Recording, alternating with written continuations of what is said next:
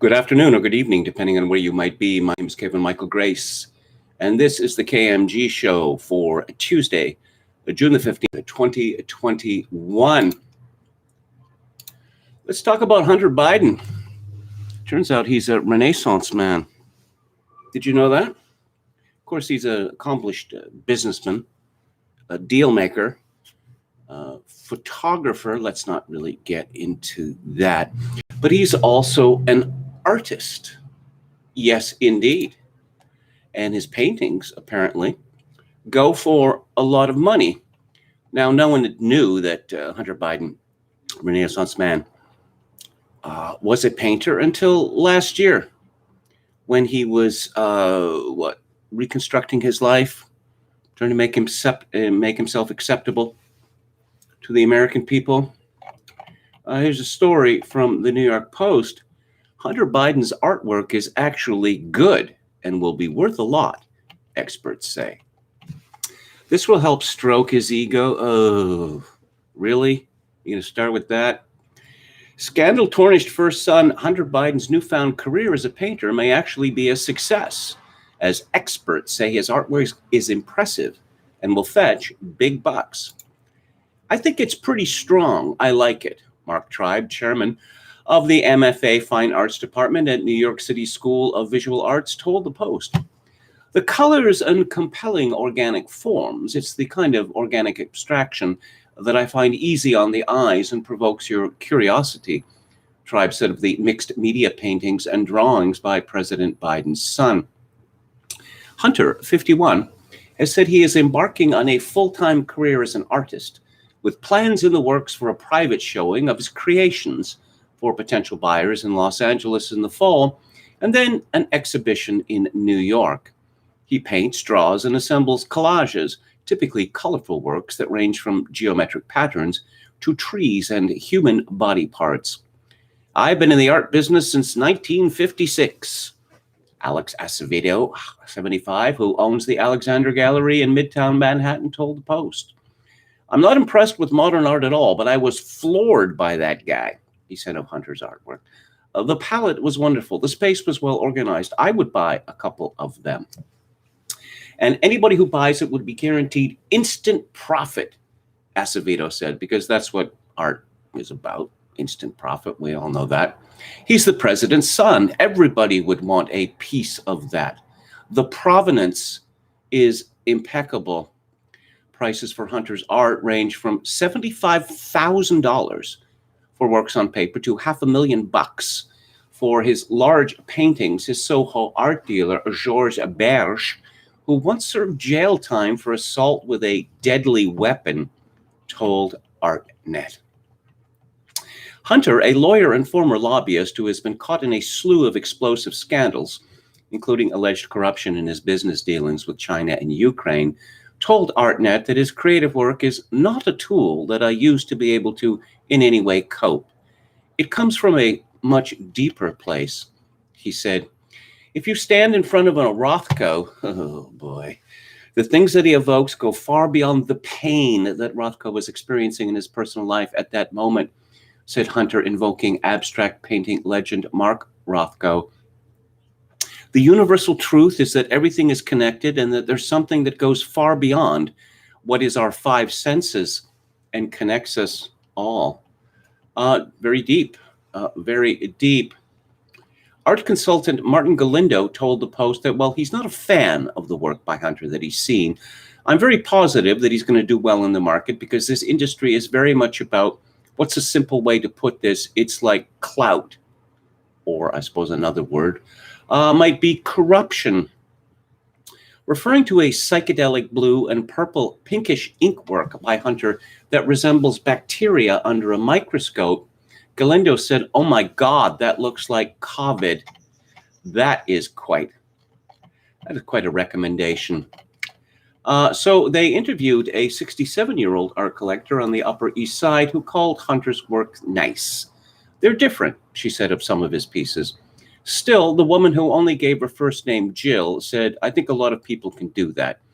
And she added of the president's son, who has not been charged in any of his political scandals, I wouldn't pay shit for it because he's a criminal. The Post has helpfully provided several examples of Hunter's work, and I suppose it's pretty enough in a washed out way. That is to say, I've seen far worse. What do we know about Hunter Biden? We know that he's an incestuous crackhead grifter. There's another story in the New York Post about this phenomenon, and corruption concerns mount as Hunter Biden's artwork to go on sale for up to $500,000 per painting. This is by Hannah Blow. President Joe Biden's scandal-plagued son, Hunter Biden, is reportedly now engaged as a full-time artist and is working with Soho art dealer Georges Berges to hold an exhibition in New York in the coming months, with prices for Hunter's artwork ranging from $75,000 to $500,000. Amid years of scandal, the 51-year-old Hunter is apparently now laying low in his Los Angeles home while working on his artwork. Yes, according to New York Post, Berges has some ties to China. The art dealer reportedly regularly features works by Chinese artists and told a Chinese network that he was keen to open other art galleries in Beijing and Shanghai in 2015. Berges has lavished praise on China's role in the art world. In 2014, he told the Chinese state-owned media outlet China Daily, "The questions that I've always had was how's China changing the world in terms of art and culture?" Hunter's entry into the art world follows years of his endeavors in the world of international finance, where he has been criticized by engaging in business ventures with countries at a time when his then vice president father was negotiating U.S. foreign policy with those countries. After leaving office, Joe Biden bragged about how he threatened to withhold U.S. assistance to Ukraine unless Ukrainian officials fired a prosecutor who had launched a corruption investigation into the company that hired Biden. In China, Hunter travels with his father in December 2013 aboard Air Force Two. While his father is meeting with Chinese officials, Hunter Biden is doing we don't know what, according to Peter Schweitzer, author of Secret Empires.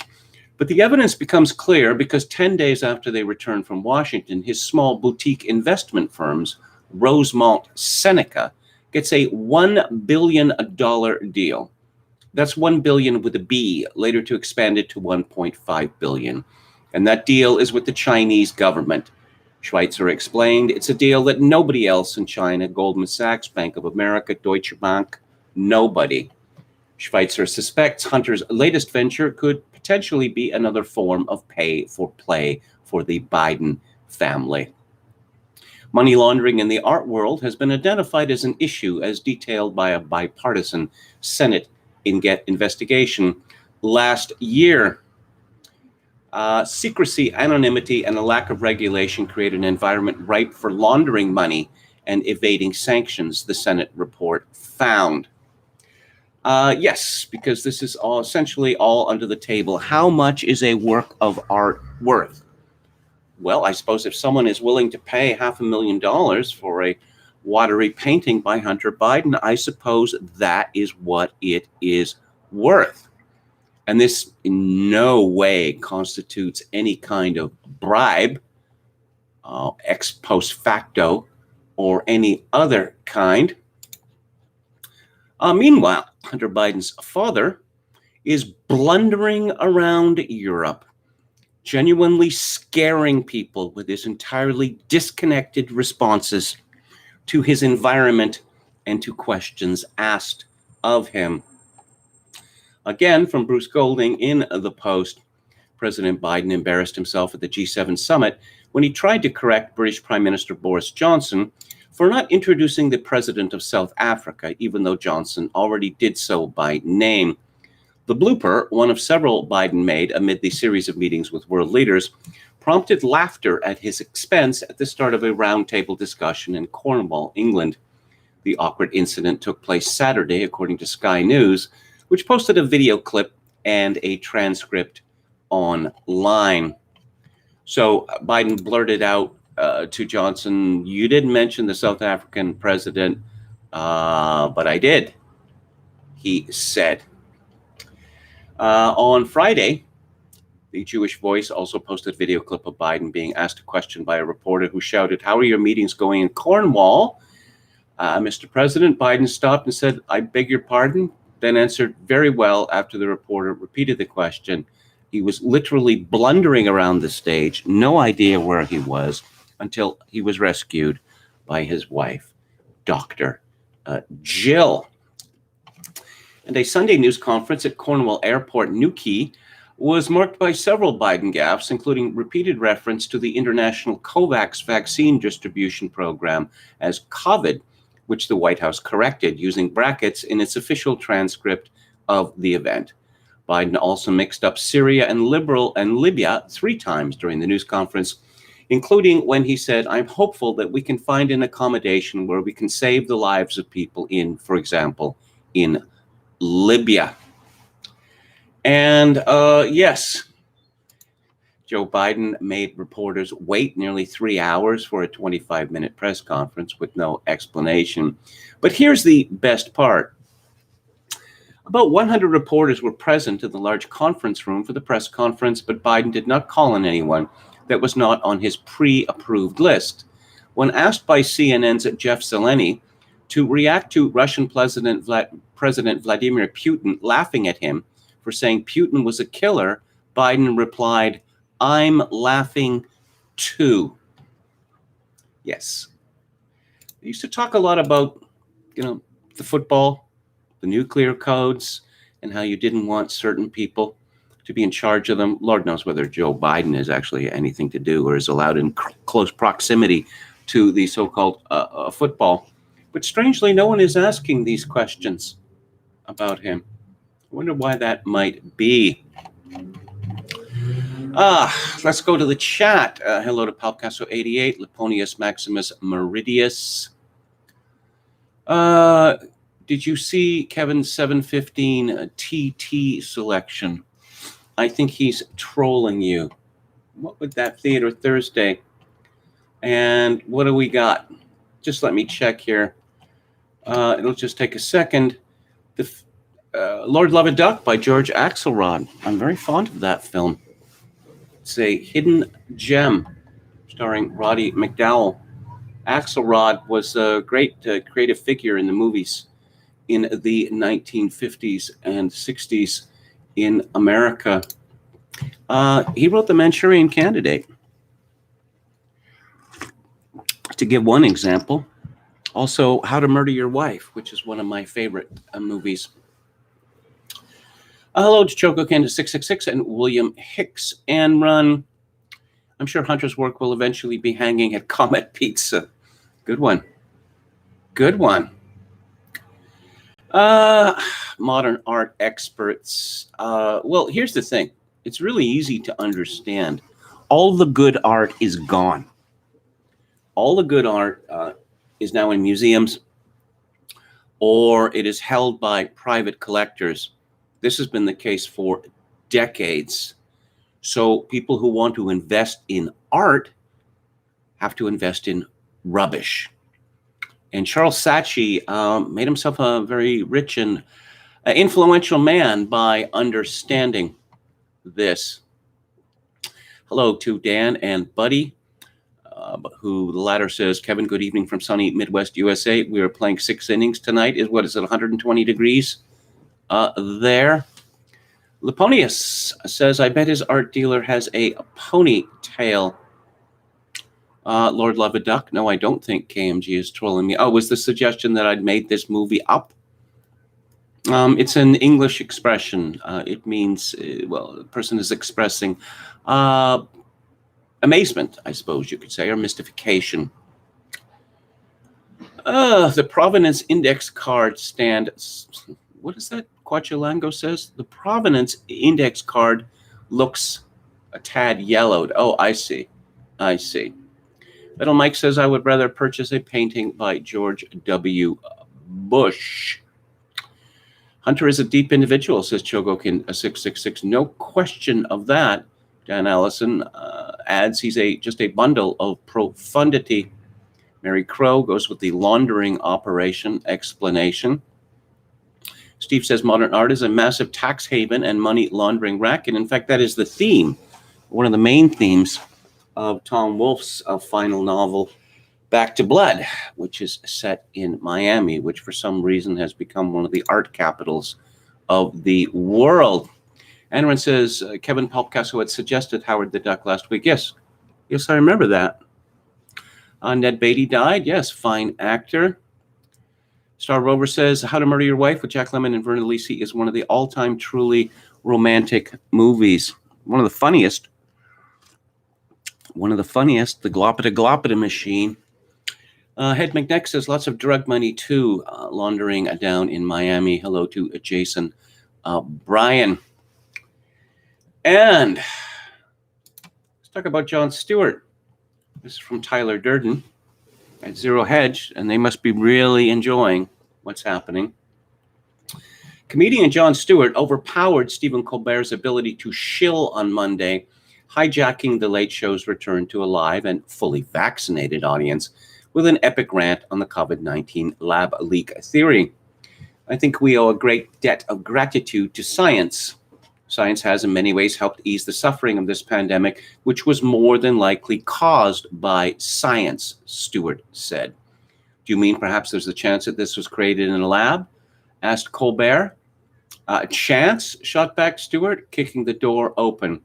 Oh my God, there's a novel respiratory coronavirus overtaking Wuhan, China. What do we do? Oh, you know who we could ask? The Wuhan Novel Respiratory Coronavirus Lab. The disease is the same name as the lab. That's just a little too weird, don't you think? And when they ask those scientists, they're like, how did this? So wait a minute. You work at the Wuhan Respiratory Coronavirus Lab. How did this happen? And they're like, a pangolin kissed a turtle? And you're like, no, the name of your lab. If you look at the name, let me see your business card. Show me your business card. Oh, I work at the coronavirus lab in Wuhan because there's a coronavirus loose in Wuhan. How did that happen? Maybe a bat flew into the cloaca of a turkey and then it sneezed into my chili. And now we all have coronavirus. Stewart landed one final joke as Colbert desperately tried to control the situation. Hold it. What about this? Listen to this. Oh my God, there's been an outbreak of chocolatey goodness near Hershey, Pennsylvania. Oh, shut up, Colbert. What do you think that happened? Stewart said, I don't know, maybe a steam shovel mated with a cocoa bean. Can I say this about scientists? Stewart said after the break, I love them and they do such good work, but they're going to kill us all. As noted by pundit Stephen Miller, liberal Twitter is not happy. Jonathan Goldsby tweeted, on his first Late Show back with a full audience, Jon Stewart dives intensely down the COVID lab leak rabbit hole, rebuffing Colbert's repeated efforts to save him from himself. Yes, and there's a whole host of tweets linked here. Oh my God, what has happened? What has happened to Jon Stewart? He's supposed to be on our team. Did they get to him? And, oh yes, the G7. I saw this astonishingly gay performance where all of the world leaders pretend sort of shuffled or shimmied onto a stage where they all elbow bumped each other. Absolutely excruciating. Fraser Myers writes, in Spiked, we know that so many of the COVID rituals are pointless. Has a single life been saved by the ubiquitous elbow bump? Does social distancing in the great outdoors really stave off infection? Is there any point to wearing a mask while walking around only to take it off as soon as you sit down? And now, thanks to the pictures from the G7, we know that our leaders know these gestures are largely pointless too. The contrast between the official staged COVID-secure photos of the G7 leaders and the rest of the footage of them could not be more stark. In one set of photos, we saw our presidents and prime ministers adhering strictly to social distancing guidance, wearing masks and greeting each other with their elbows. Meanwhile, other footage showed them hugging, slapping each other's backs, and crowding together in large groups. COVID rules be damned.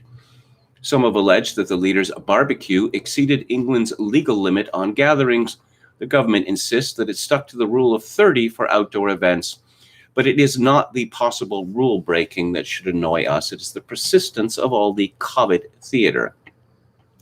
All the G7 leaders will have been vaccinated. All have been getting tested for COVID every day. So why do they insist on going through the motions for the camera only to jettison the rituals moments later? They could not have made it clearer that this is all for show. Clearly, major diplomatic events like the G7 summit cannot properly function with social distancing or masking rules.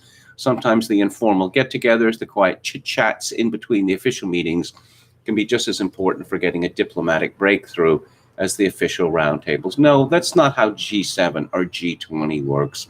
All of the decisions have been made before the conference even starts because there is no other way that it could be done. One of the reasons is to save embarrassment. What if there was an impasse, a tremendous impasse between, one group and another? Because the whole point of this G7 farce is to demonstrate unity and to spend billions of dollars in pointless police costs. Anyway, back to Spiked. What the G7 leaders fail to recognize is that the same is true for the rest of society. Social life, business, and creativity are all being sacrificed to COVID theater, even as the threat from COVID recedes. It would be impossible to calculate the vast number of ideas, inventions, and creative leaps that would otherwise emerged in the past year, or so it were not for bans on people mixing informally. Spontaneous interactions, chance encounters, and rubbing against each other are what drive society forward. But these kinds of interactions have been effectively banned for all but the most powerful people on Earth. We are bound to see even more of this hypocrisy in future. Climate change will eventually overshadow COVID-19 as a threat that most concerns our elites. As with COVID, we can expect them to implement restrictions on travel and on economic activity in response. We are already treated every year to the spectacle of private jets and helicopters descending for gatherings like the World Economic Forum, so that the global elites can decide which of our freedoms should be sacrificed for the good of the planet. Many citizens are currently banned from the skies thanks to COVID restrictions. Perhaps we will be kept out by exorbitant carbon pricing in decades to come, but we know the rich and powerful will continue to travel as they please. Here's some interesting medical news. Well, if you want to call it medicine, if you want to call it science. This is from Eric Lundrum at American Greatness. 2 high-ranking employees have been forced to resign from a well-known American medical journal after they publicly criticized the notion of systemic racism. The resignations came from Deputy Editor Edward Livingston and Editor-in-Chief Howard Bachner of the Journal of the American Medical Association. Livingston submitted his resignation to Bachner, then his superior, in March, after Livingston appeared on a podcast where he stated that no physician is racist, a sentiment that was repeated in a tweet from the AMA promoting the podcast. Livingston's comments were criticized by far-left activists, including a black female doctor with the AMA called Aletha Maybank, who called his comments, quote, wrong, absolutely appalling, and at its very core, a demonstration of structural and institutional racism, unquote.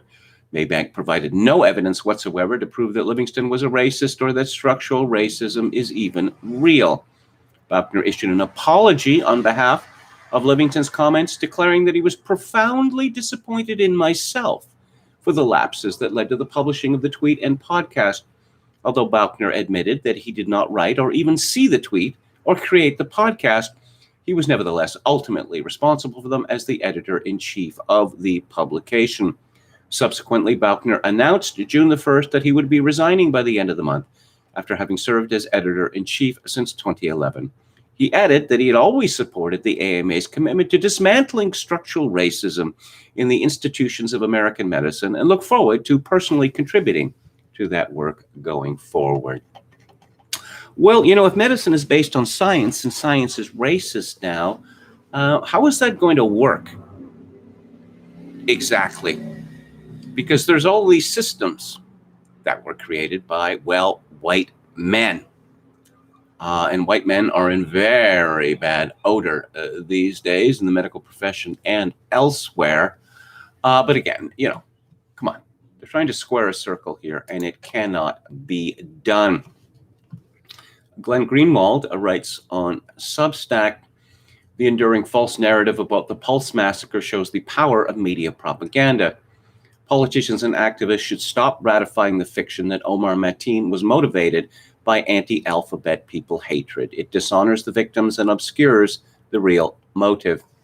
On the 5th anniversary of the Pulse nightclub massacre in Orlando, numerous senators, politicians, and activist groups commemorated the tragic event by propagating an absolute falsehood, namely that the shooter, Omar Mateen, was motivated by anti-alphabet people animus.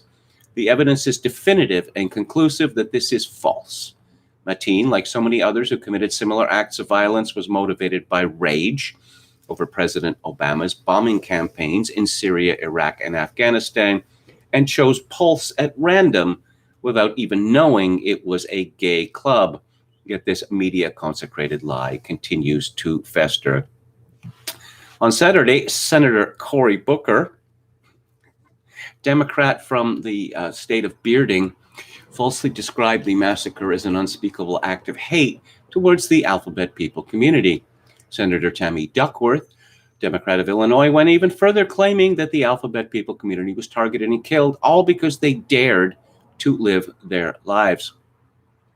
Her fellow Illinois Democrat, Senator Dick Durbin, claimed 49 lives were lost to the anti-LGBTQ hate. He forgot the plus sign.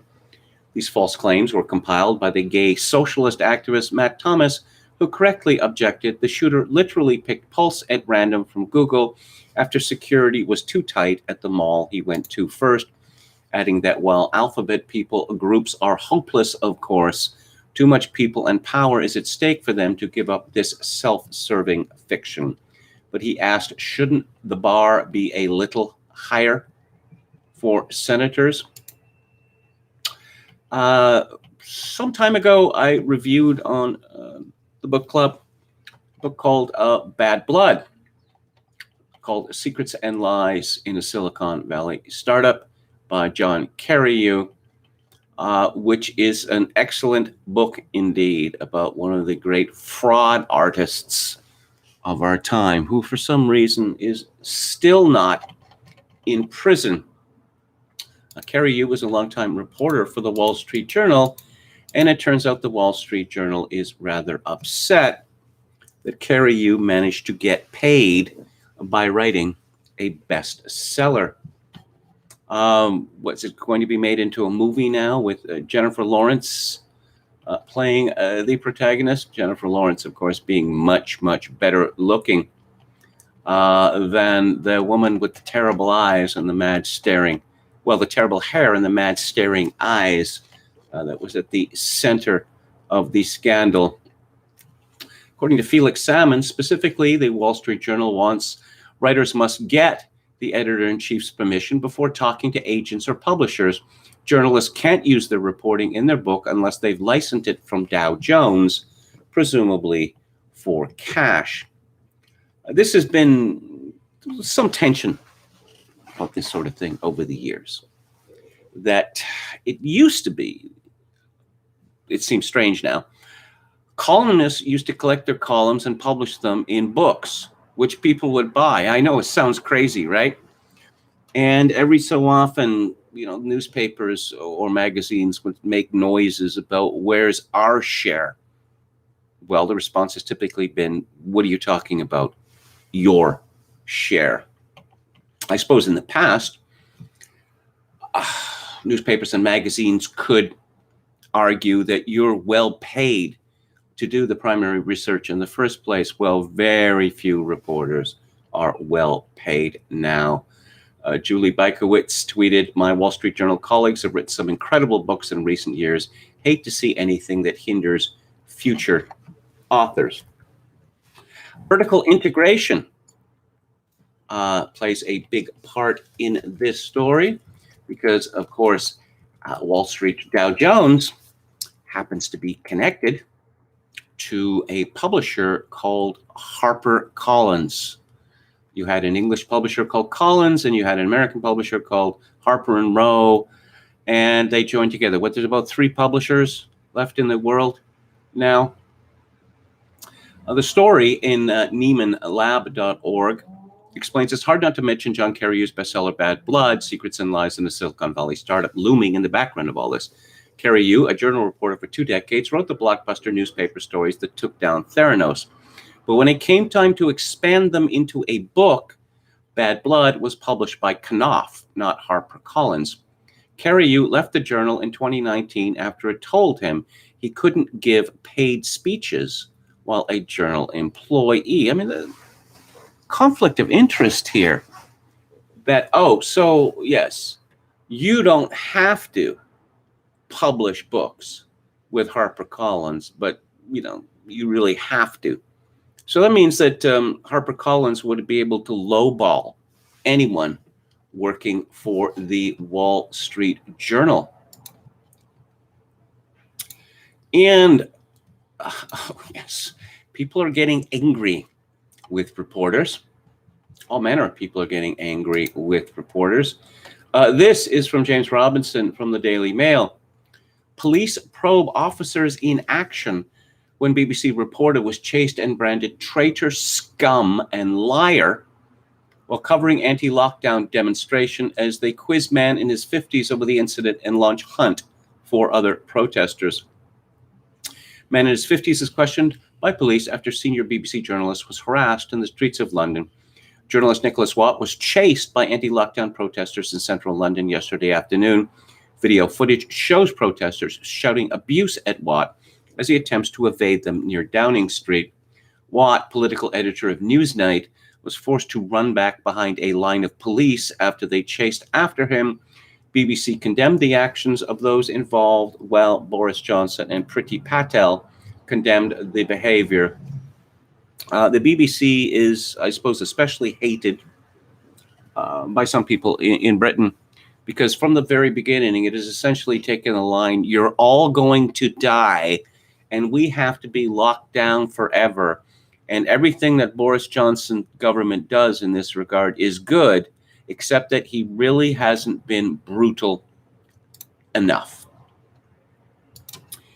And let's take a look at this.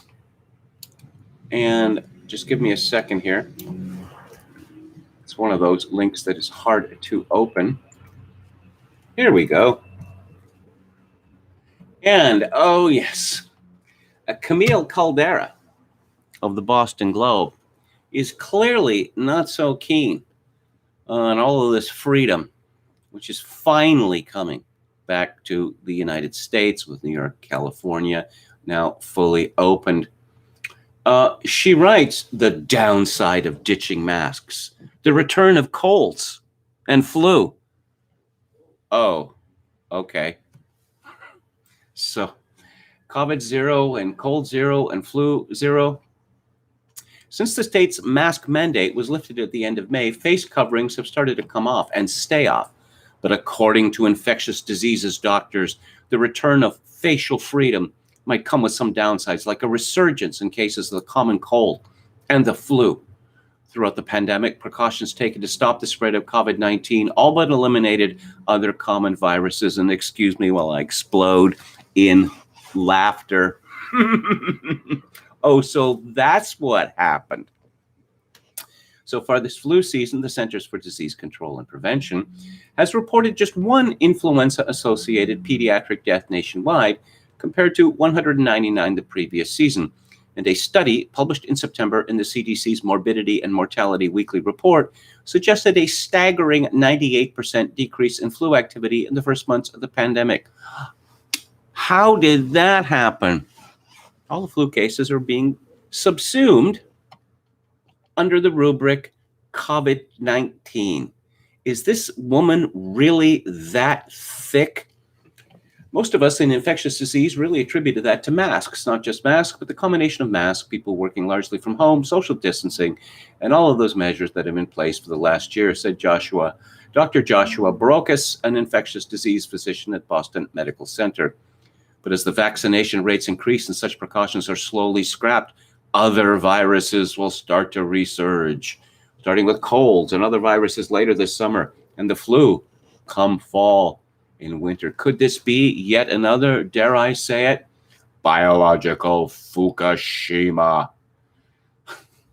Since late March, about the time COVID vaccines began to be widely available, cases of respiratory syncytial virus, or RSV, began to be widely on the rise in the South. Since the trend hasn't reached the North, where the public was slower to unmask en masse because of lingering restrictions, experts predict that it will. Yes, well, you can see where this is going. We're going to be ordered to mask up every fall and winter, because if it saves just one life. Take a look at William Briggs's column. Boris says, be a girl for Great Reset. CDC counts vaccinated differently. Kentucky court victory. And there's a paper on a treatment, and I can't mention that. This is probably tiring for you to hear. It is tiring for me, well, just to think about it, that there are certain treatments that I can't mention. They're mentioned all over the place, but I can't mention them. And I was struck by some tweets from the Ottawa Public Health. Ottawa, of course, being Canada's capital. You'll see people who say members of marginalized communities brought substance use issues onto themselves and therefore don't deserve our support. You'll see people questioning why we prioritized those people in our vaccine rollout, referring to Indigenous people. You'll see the tentacles of white supremacy weaving their way through the COVID is a hoax, this is just a flu crowd. And yes, the Seymour replies section of this thread will inevitably be full of them, each one saying why their often racist remarks aren't racist. MPH degrees, Masters of Public Health. How do you get an MPH degree? I kind of think that, 2 or 3 years of saying racism, oh man, the existence of racism is a public health threat. Why is there still racism? Well, we know it's those evil white people. Turns out lockdowns and mask mandates associated somewhat with higher death rates. Golly, says William Briggs. And there's a picture from The Hill. CDC says vaccine linked to heart inflammation is stronger than previously thought, and it appears to show Kamala Harris injecting Donald Glover with a vaccine, but that can't be right. Can it? The World Health Organization, from June the 10th, evidence shows that COVID-19 does not pose a high risk to children, and schools are not drivers of transmission. We know how to reduce risks to children, teachers, and families. Wait a minute, isn't the WHO, the much heralded science? A story from the Washington Post, Trump's FDA commissioner in talks about a job at Moderna backer. Stephen Hahn is said to be close to taking a role at Flagship Pioneering, which launched Moderna a decade ago and made billions from its coronavirus vaccine. Alex Berenson, more from him shortly. Are you kidding me? Stephen Hahn, who was FDA commissioner, okayed Moderna, Pfizer, mRNA vaccines in weeks, despite serious questions about trial design and side effects, is now negotiating for a job at Moderna's largest investor. Well, I guess you go where the money is, don't you? Gots to get paid. And go to Lockdown Skeptics, where, of course, as many predicted, I've forgotten how many lockdowns there have been in England and Wales. Oh, but Boris was talking about Freedom Day, just the very effrontery of a politician speaking like this. Oh, wait, if you're good boys and girls, we'll give you back your freedom. Like, what kind of freedom? With the freedom to walk around in public, even indoors, without your face, outdoors, without your face being covered with a mask? JCVI to advise government against vaccinating children over safety concerns. According to the Telegraph, you can't run society purely to stop the hospitals being full, according to British Cabinet Minister Jacob Rees-Mogg. A doctor writes, Chris Whitty's slideshow yesterday was a blatant exercise in biased data selection. just like the one in November. Only 16% of pregnant women in the U.S. have been vaccinated against COVID. This is from CDC data. Black and Hispanic mothers are up to 4 times less likely to have been vaccinated than white and Asian mothers. The CDC believes the vaccine hesitancy or refusal is likely caused by there being limited safety data available on the new vaccines. You know, the media tells us repeatedly that it's white Republicans, that white Republicans are those most likely not to get the vaccine. It's a lie. It's an outrageous lie right from the very beginning. I don't know. It would seem that, white Republicans are just white people are responsible for everything evil or unfortunate that happens in the world. Toby Young writes, I've written for the piece for the Mail today in which I say it's becoming increasingly clear that the only way we're going to get our freedoms back is if we take them back. And we should start with masks. Here's how he begins. I'm skeptical that any of the lockdown measures reduce transmission of the virus. We've had 3 lockdowns and still have one of the highest COVID death counts in Europe. But the evidence that masks protect people who are wearing them is particularly thin. At the beginning of the pandemic, Jenny Harries, the then Deputy Chief Medical Officer and now head of NHS Test and Trace, cautioned against members of the public wearing masks, said they could do more harm than good. Even Dr. Anthony Fauci, the chief medical advisor to the US president, admitted last year that store-bought masks were ineffective. So Toby Young says he is simply not going to wear them, come what may. And if that means getting into it with the shopkeepers and the like, well, I guess that's what it will be. As Lord Sumption said, sometimes the most public-spirited thing you can do with despotic laws like this is to ignore them. Last year, the Czech Republic was universally praised for getting its infection rate under control in Prague by enforcing a draconian mask policy. See this USA Today article, for instance. In this capital city of 1.3 million, among the first in Europe to decree mandatory universal mask wearing almost 4 months ago, life has now returned to normal. Fast forward to June, and now we're seeing headlines like this. Czech Republic, what's behind world's worst COVID infection rate? And Israel has dropped the requirement for masks in enclosed spaces. And there's lots of information about safety of vaccines, which I don't want to go into too much detail about for the reason I mentioned earlier about treatments.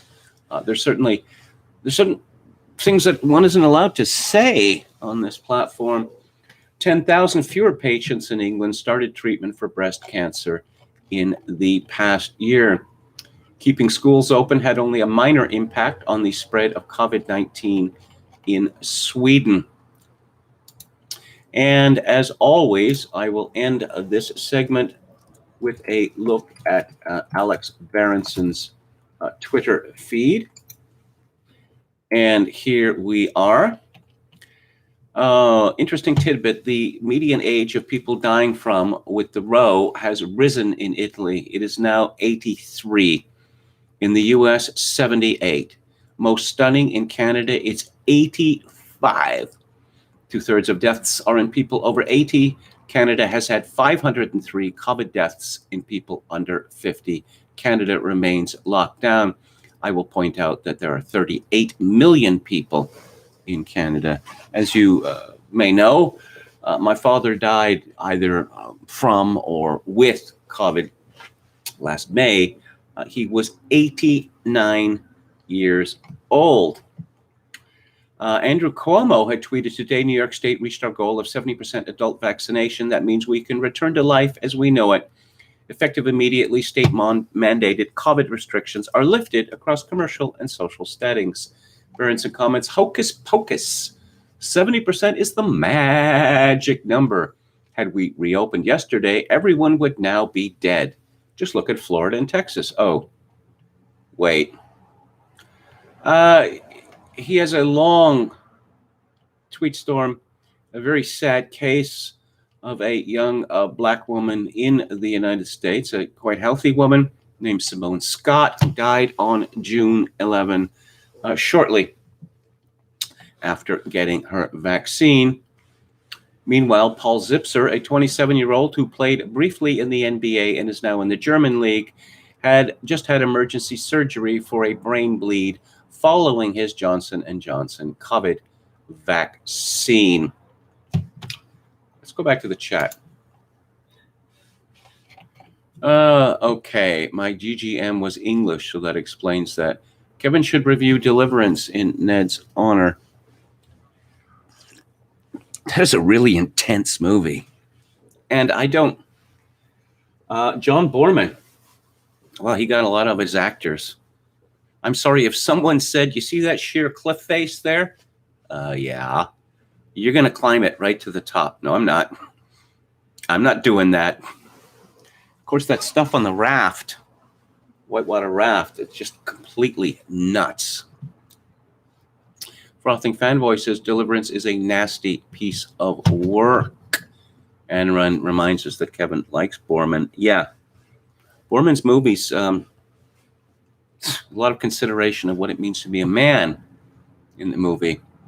Joekin666 says, what was the subtext on that film that masculinity can present in myriad forms?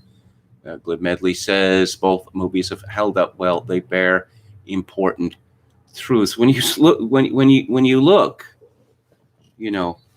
at the actors, particularly Jon Voight. Jon Voight at the end of Deliverance, I don't know, for the last 20 or 30 minutes, he just looks absolutely shattered.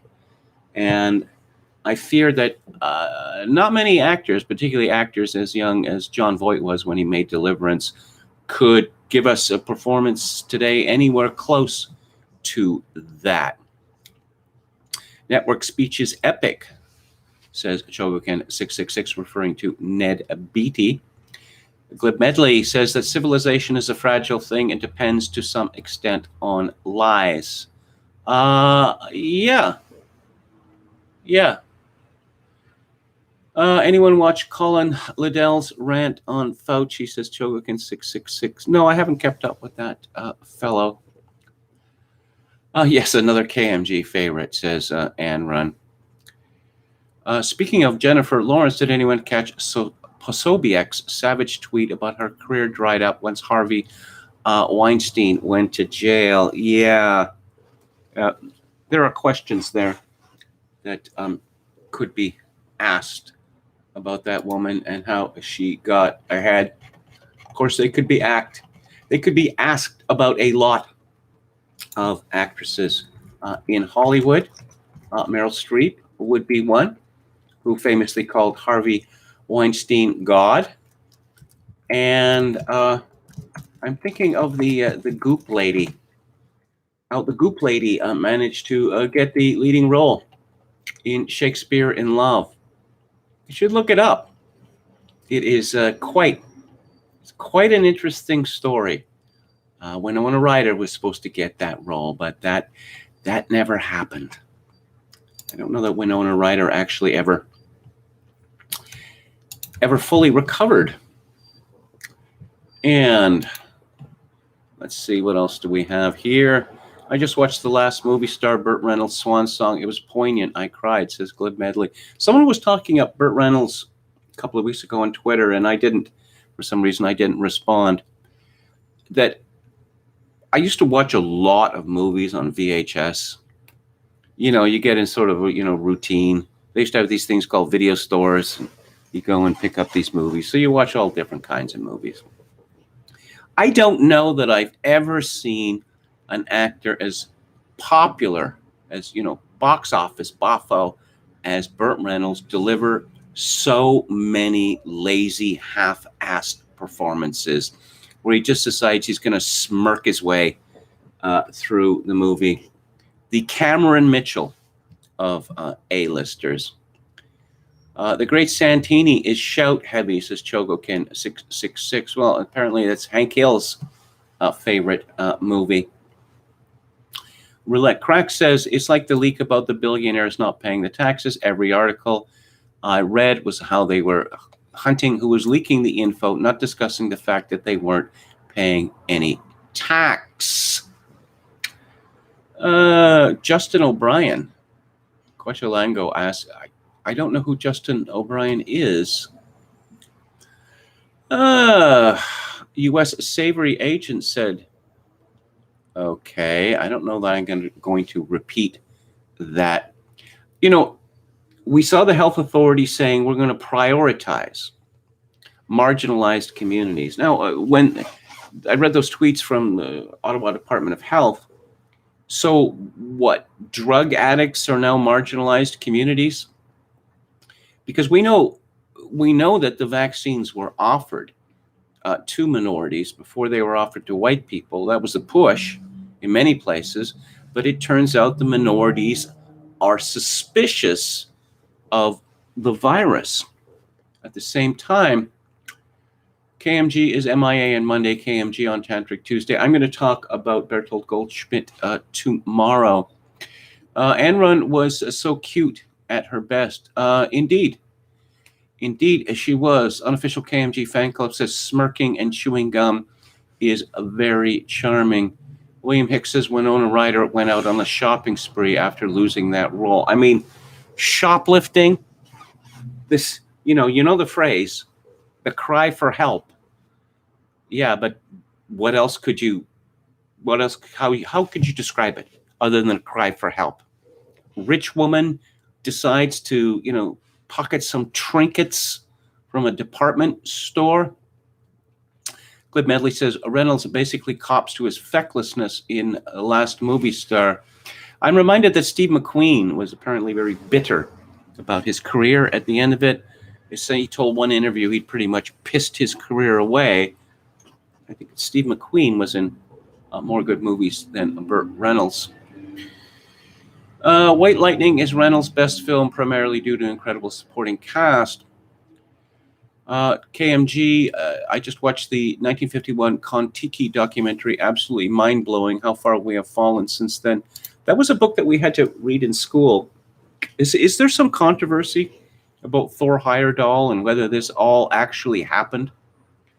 I did like him in the prison football movie, says Ayn Rand. Yeah, that was a pretty good movie, The Longest Yard. And then they remade the movie with Adam Sandler. Just things like that happen, and I think, are they trying to make me postal? Is that the intent? Marlon Brando hated Burt Reynolds. Marlon Brando was such a Titanic weirdo that I don't know that I could take seriously any of his opinions.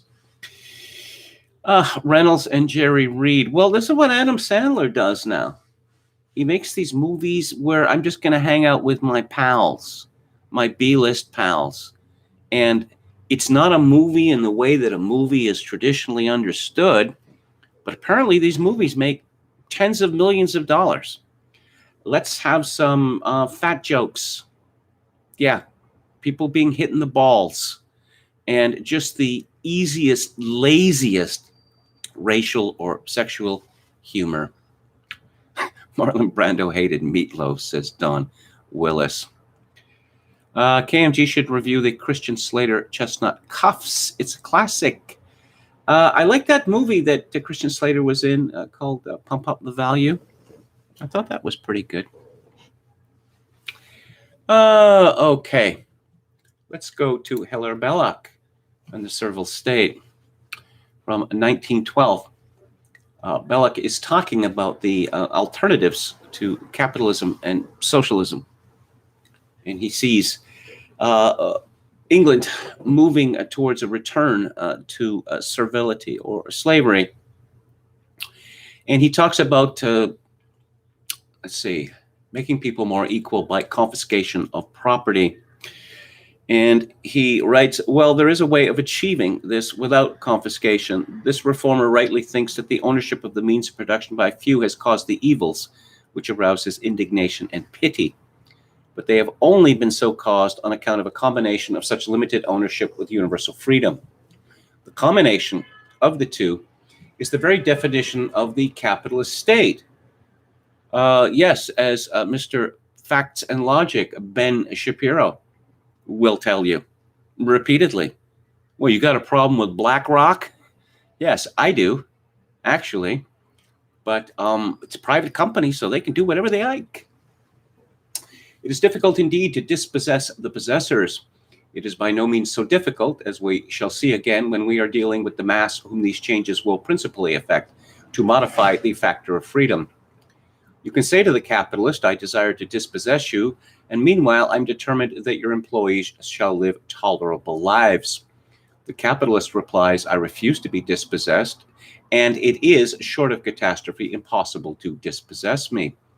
But if you will define the relation between my employees and myself, I will undertake particularly responsibilities due to my position. Subject the proletarian as a proletarian, and because he is a proletarian, to special laws. Clothe me, the capitalist, as a capitalist, and because I am a capitalist, with special converse duties under those laws. I will faithfully see that they are obeyed. I will compel my employees to obey them, and I will undertake the new role imposed upon me by the state. Nay, I will go further, and I will say that such a novel arrangement will make my own profits perhaps larger and certainly more secure. The idealist social reformer, therefore, finds the current of his demand canalized. As to one part of it, confiscation, it is checked and barred. As to the other, securing human conditions for the proletariat, the gates are open. Half the river is dammed by a strong weir, but there is a sluice, and that sluice can be lifted. Once lifted, the whole force of the current will run through the opportunity so afforded it. There it will scour and deepen its channel. There will the mainstream learn to run. To drop the metaphor, all those things that the true socialist demands, which are compatible with the servile state, can certainly be achieved. The first steps toward them are already achieved. They are of such a nature that upon them can be based a further advance in the same direction, and the whole capitalist state can be rapidly and easily transformed into the servile state, satisfying in its transformation the more immediate claims and the more urgent demands of the social reformer, whose ultimate objective, indeed, may be the public ownership of capital and land, but whose driving power is a burning pity for the poverty and peril of the masses. When the transformation is complete, there will be no ground left, nor any demand or necessity for public ownership. The reformer only asked for it in order to secure security and sufficiency. He has obtained his demand. Here are security and sufficiency achieved by another and much easier method, consonant with and proceeding from the capitalist phase immediately preceding it. There is no need to go further. In this way, the socialist, whose motive is human good and not mere organization, is being shepherded in spite of himself away from his collectivist ideal and towards a society in which the possessors shall remain possessed, the dispossessed shall remain dispossessed, in which the mass of men shall still work for the advantage of a few, and in which those few shall still enjoy the surplus values produced by labor, but in which the special evils of insecurity and insufficiency, in the main the product of freedom, have been eliminated by the destruction of freedom. At the end of the process, you will have two kinds of men: the owners economically free and controlling to their peace and to the guarantee of their livelihood, the economically unfree non-owners. But that is the servile state. I will have more from the servile state tomorrow. That is Wednesday. Peter Hitchens, in his column in the Mail on Sunday, has been complaining for some time about electric scooters or e-scooters. And I hadn't really seen these. And now this plague has come to Victoria. Yesterday, walking on Douglas Street, I was almost flattened by a young man who came roaring down the sidewalk at about 15 miles an hour. Now, it's already dangerous enough on the sidewalks for people riding regular bicycles or skateboards and paying little attention to the people who are using their legs to propel themselves. But the disparity in speed, that alone should lead to banning of these devices. The average walking pace is 3 miles an hour, and these scooters travel, as far as I've noticed, the speed of 10 to 15 miles an hour, and it's possible to soup them up in order to make them go even faster than that. I'm reminded of this. I saw a sad story in the New York Post by Kenneth Garger. Actress Lisa Baines, who appeared in the movie Gone Girl, died Monday due to injury sustained after getting struck by a hit-and-run scooter driver on the Upper West Side, a source said. She was 65. Baines, a Los Angeles resident visiting the Big Apple for the first time since the pandemic began, was on her way to meet her wife, Catherine Cranhold, for a dinner party when she was mowed down by a red and black scooter on June 4th at West 64th and Amsterdam Avenue. She suffered a traumatic brain injury and was unable to recover. An NYPD spokesperson said Monday night that no arrests have been made in the case. The scooter was last seen going northbound on Amsterdam Avenue. I'll have to add, in terms of menaces, we have the mobility scooter as well, which is supposed to be for people who are handicapped. I have long held the suspicion that a great many of the people who use these mobility scooters are simply disinclined to walk anywhere. Oh, and there's always they have these long poles in which they have pennants or flags.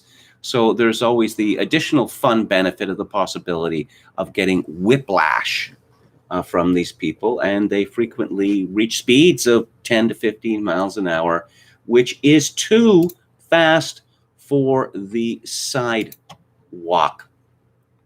But for some reason, pedestrians are not highly regarded, even though all of us are pedestrians at some time.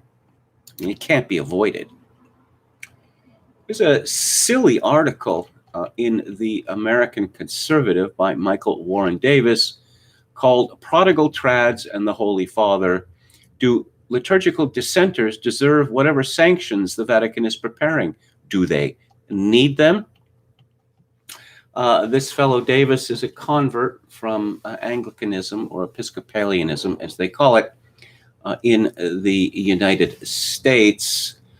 Essentially, his argument is that Pope Francis, very, very accommodating, but these trads are completely out of control, and they need to be curbed. The website Rorata Caeli has been almost apoplectic about that because Pope Francis has made it clear from the beginning of his papacy that he hates traditionalists and tradition itself with a passion. An intense pettiness you see in this man. Altar boys. There was a collection of altar boys that he passed through early in his papacy, and they were making the praying hands gesture, and he was irritated beyond measure by this. Stop that, stop doing that. So one wouldn't want to show reverence. This publication, internet publication, commented, "This is the most disingenuous article we've ever read on Francis and traditionalists. Obviously, something changed. Something turned Francis against the Latin Mass community. Are you kidding? Francis is now the same as he was in 2013. Goodness gracious." Yes, what happened was it was falsely put out that the Mass of Pope St. Pius V, sometimes called the Tridentine Mass, or the traditional Latin Mass, that it was banned in 1970. Well, that was a lie. It was never banned. But it was largely replaced. There was a token effort to allow it to be said that occurred under Pope John Paul II and later Pope Benedict XVI issued an instruction whereby all priests could say the Tridentine Mass. They didn't need approval of their bishops. Now, I certainly haven't seen it where I live, probably because the priests are terrified of their bishops, that if they say the Tridentine Mass, they will be punished for it. And they're probably right. They're probably right about that. I should explain that you might be confused that you will hear about conservative Catholics and traditionalist Catholics, and you might think that they're similar to one another. They're not, actually. Conservative Catholics are the Catholics who said, yeah, that was bad. That was bad. Oh, this was even worse. But what are you going to do about it? And besides, all this talk about corruption in the church, sexual corruption, other kinds of corruption following from the Second Vatican Council, that's not true, because the church was always corrupt in this matter, which we know to be false. I actually had a fairly well-known conservative Catholic once say to me, do you know that in Ireland, priests used to ask their female parishioners whether they had orgasms? And I said, did you work really hard? Or did someone work really hard to come up with a story which is completely unbelievable? Why on earth would a priest be interested in that? Priests know very well why men and women have sexual intercourse, because they hear about it, in confession. And they hear about the steps that people are willing to take, to have coitus when, it's not licit. Sarum right. He says, traddest mass ever, says Chogokin, a 666. Is the Pope Catholic? Used to be a rhetorical question. The Pope Francis has made all these heretical statements, including Jesus committing sin. And I just, everyone is almost becoming inured to this. Years ago, I thought that it didn't appear that the crisis caused by the Second Vatican Council was going to be resolved in my lifetime. But it would appear that it has been resolved in my lifetime, because I don't have very many years left. And I have been living through this for over 50 years. And it would appear that the bad hats have won. Something Gameston says, I loved Gone Girl, watched it 4 times. I was quite impressed by it, too. Despite the fact that I'm not too keen on the male lead in that film.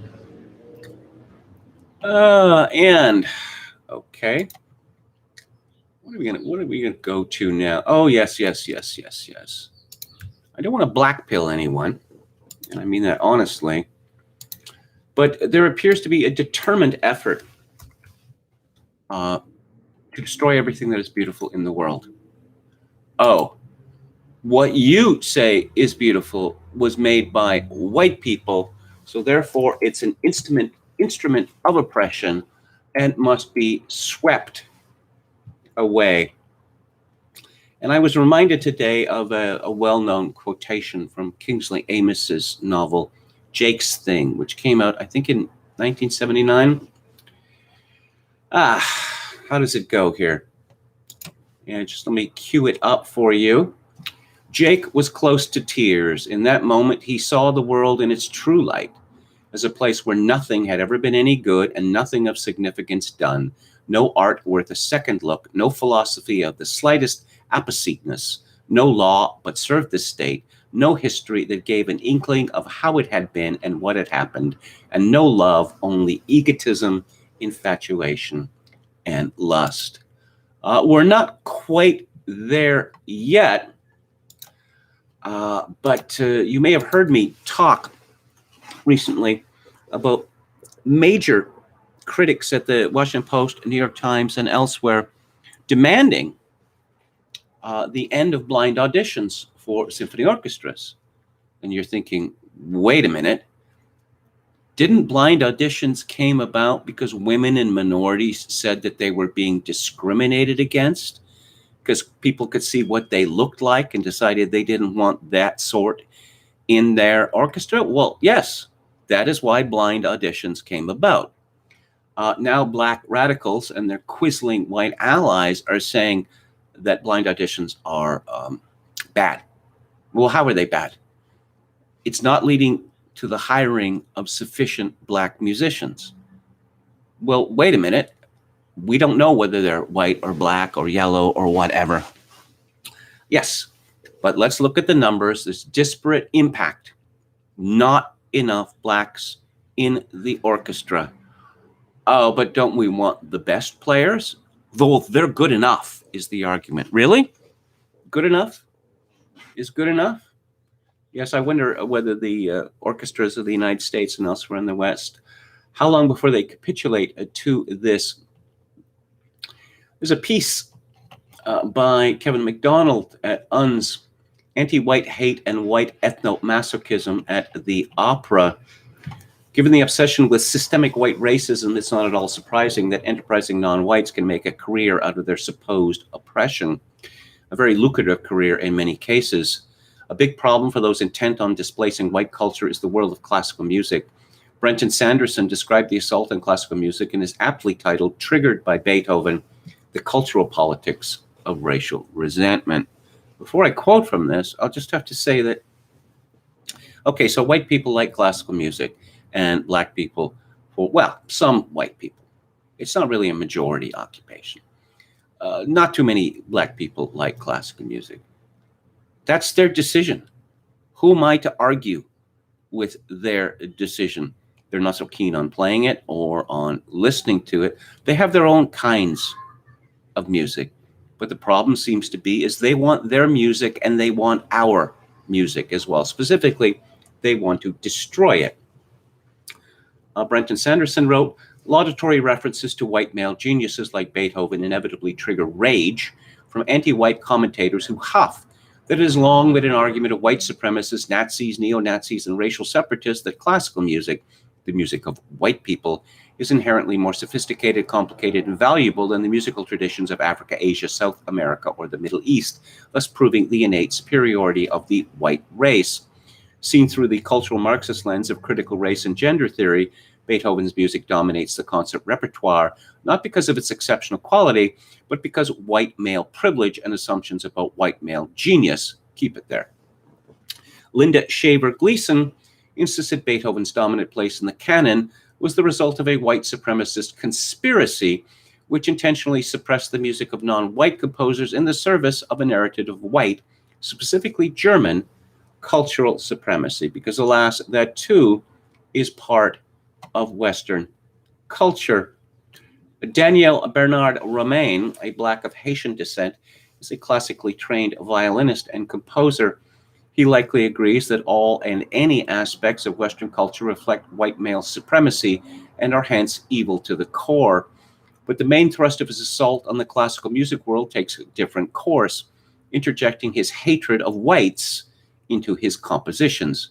Surprisingly, there has been some pushback to his explicitly expressed hatred, but in our woke cultural moment, that's a big plus for his career. And Heather MacDonald had an essay on that in cityjournal.org. She writes, composer Daniel Bernard Romain, oh, I'm looking at two pictures here.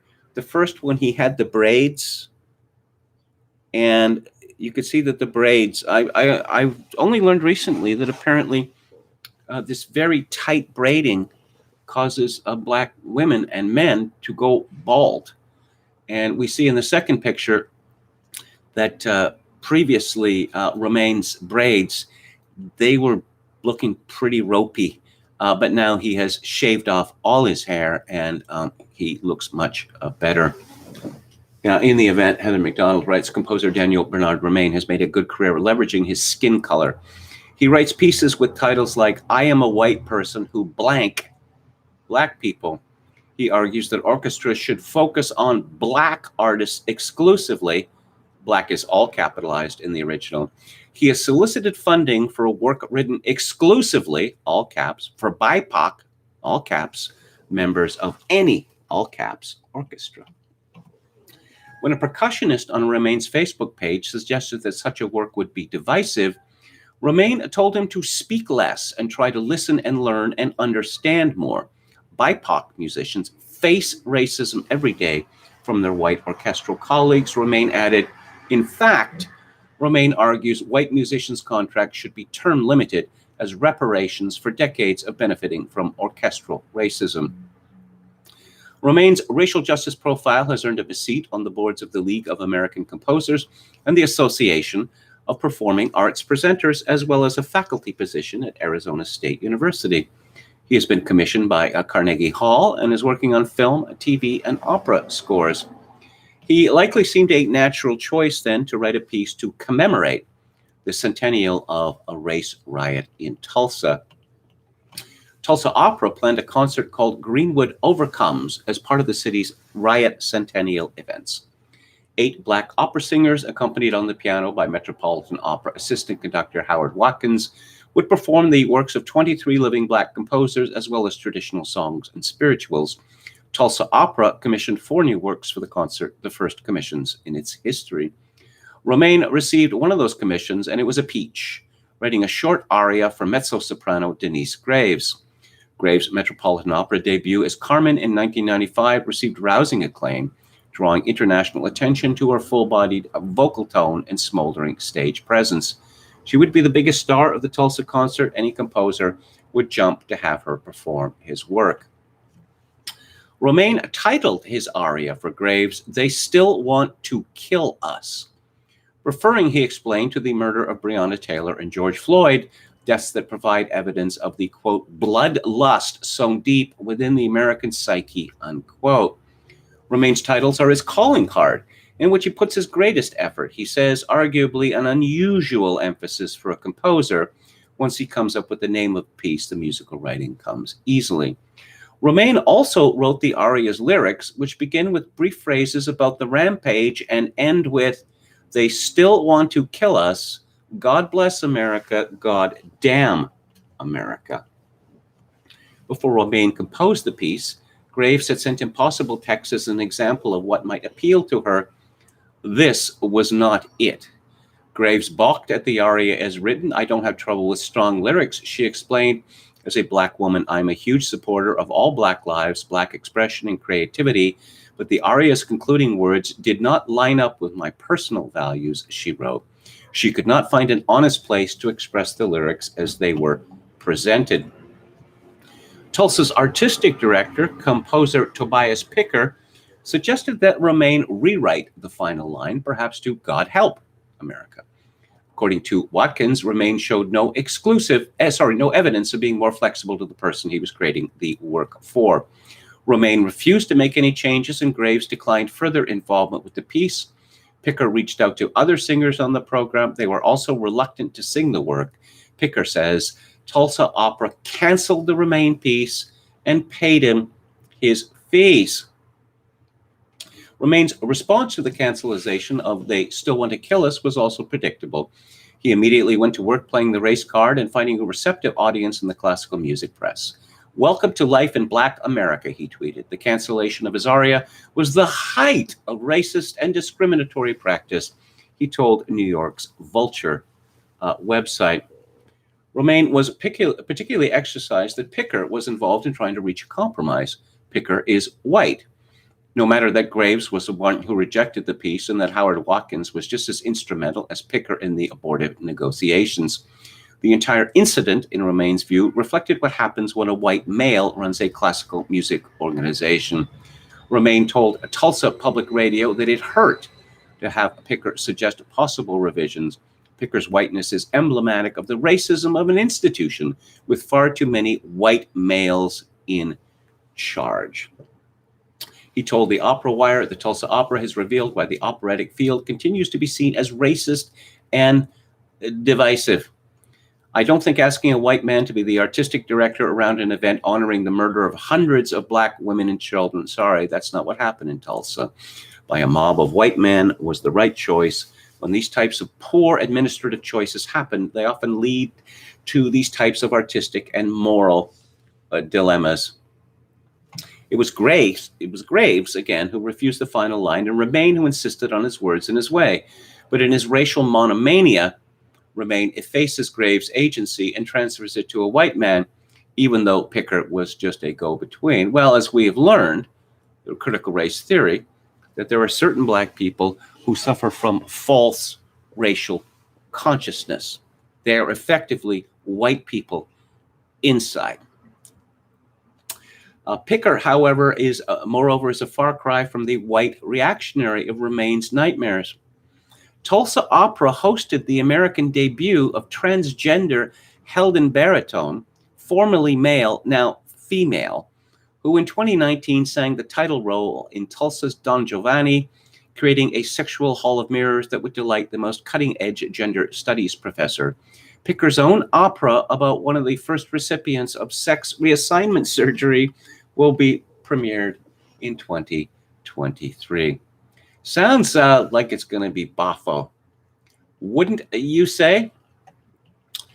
From everything that, this is what Heather McDonald has to say about Remain's music. She describes the video for They Still Want to Kill Us. It suggests an additional reason why Graves may have balked. They Still Want to Kill Us is lousy music. The piano accompaniment consists of insipid, new-agey broken triads and cliche-ridden chord progressions. The melodic line is negligible. Remain struggles to fit words to music, awkwardly cramming lines of text, such as, "In that elevator, everything changed," into inadequate musical space. The composer speculates that had the score risen to some purpose that could dramatically support the "Goddamn America" exhortation, there may not have been a problem. Graves is canny enough to understand that she cannot say publicly that this just sucks, the composer observes. Although I do believe that she was not in sympathy with the tone and thrust of the text, she also knows well what good music is. This ain't it. Last year, when Remain announced his commission from the New Jersey Symphony for "I Am a White Person Who Blanks Black People," someone called the violist Alexander Mishnaevsky let rip with a Facebook post accusing Remain of racial divisiveness and musical mediocrity. The post was so intemperate that one can only surmise that the Russian board, Mishnaevsky, despite 5 decades in the U.S., remains naive about America's racial landmines. This one, of course, blew up. The Detroit Symphony Orchestra expressed its outrage at the racist comments and immediately programmed "I Am a White Person Who Blanks Black People" for the next season. Mishnaevsky would be banned from any future involvement with the orchestra. The New Jersey Symphony Orchestra condemned the vile statement, which only underscores the need, it said, for all to stand against racism and hatred and the need for orchestras to amplify BIPOC voices. The symphony reiterated its commitment to addressing racism that exists in our field and declared Black Lives Matter. Remain called for Mishnaevsky's pension to be revoked. Now, there is a even more outrageous story in this regard, and it comes from Robbie Soav at Reason magazine. This is, well, I would say that it's genuinely shocking, but, is anything shocking anymore? A composer condemned arson. Now no one will hire him. Yes. Until last year, Daniel Elder, a 34-year-old musician who lives in Nashville, had a promising career ahead of him. The theme of the prize-winning composer's work, Truth Through Emotion, is evident across his catalog of choral music, including his debut commercial album, The Heart's Reflection.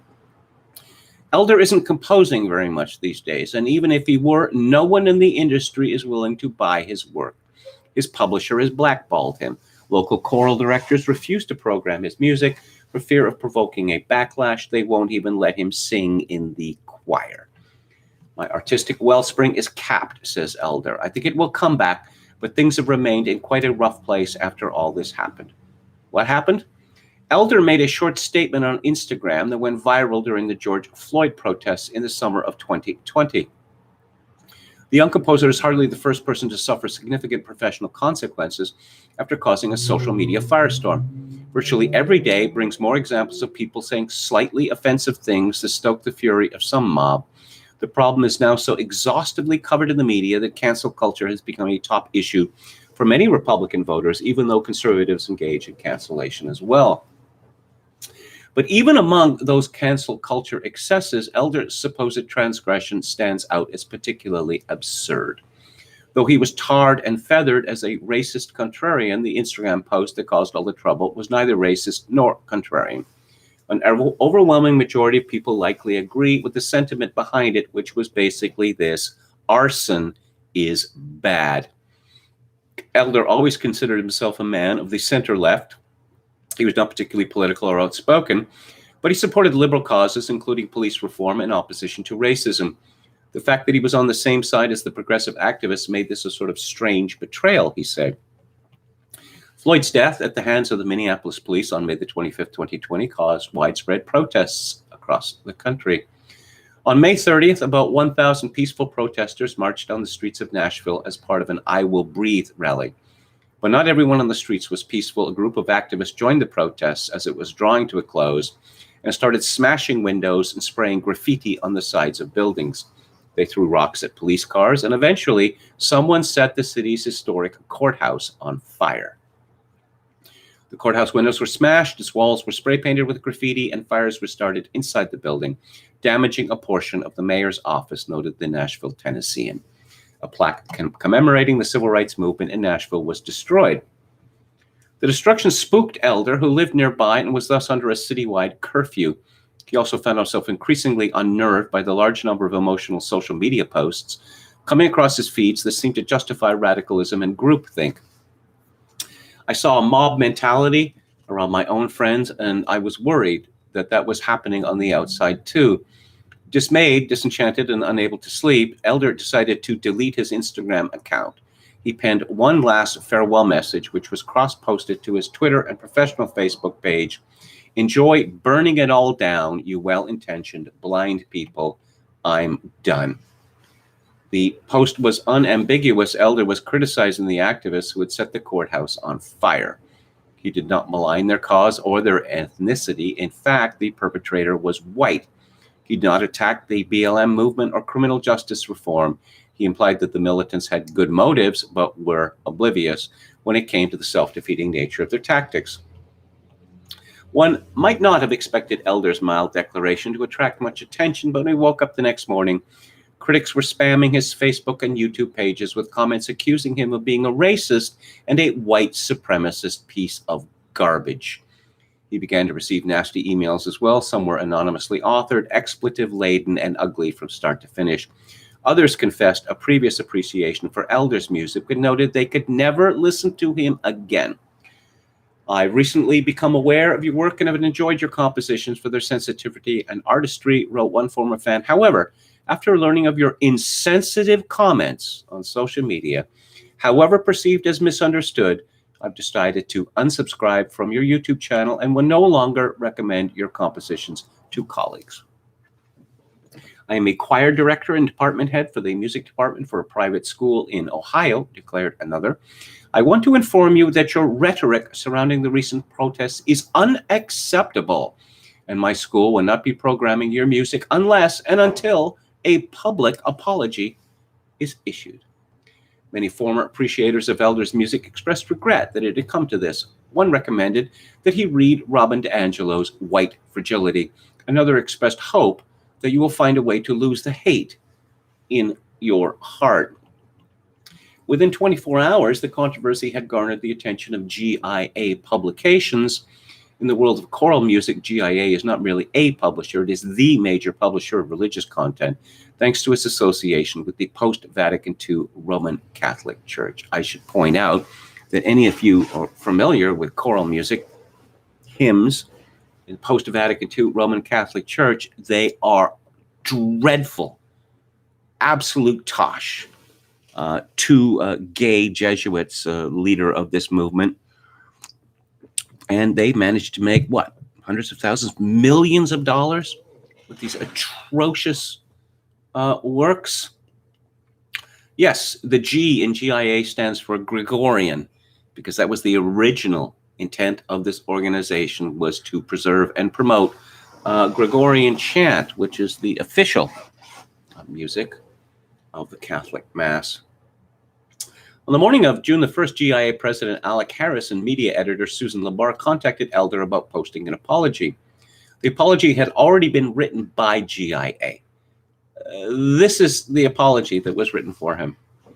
Over the weekend, I made a post on my social media accounts that was insensitive and wrongly worded. I deeply apologize for the anger, offense, and harm that this post caused. While this offense was not intended, it is what was created. For this, I am truly sorry. There is no justification that I can offer for my post.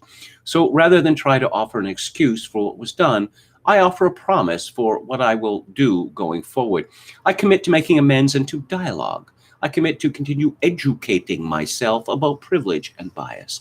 I commit to continue seeking an understanding of the experience of others, especially the Black community. I know that working for justice requires that we each first act justly. My work begins now. Elder, to his great credit, refused to put his name to this groveling apology, and then he was denounced by GIA, dropped by GIA, effectively finished as a working musician in the United States. Robbie Soav comments, the toll on Elder's mental well-being has been equally catastrophic. Losing countless friends, colleagues, and fans is no small matter for an artist. He has seen a therapist and a psychiatrist and says he needs to be talked off the ledge several times. Needless to say, he has struggled to compose new music since everything fell apart. You may have read, and this is a true story, that during the Cultural Revolution in China, which ran from 1966 to 1976, it was Chinese who were considered westernized were in grave danger. Homes would be ransacked.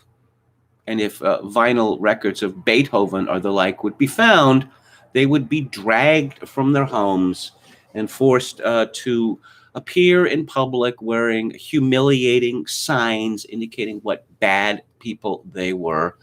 And we have almost reached that stage in North America.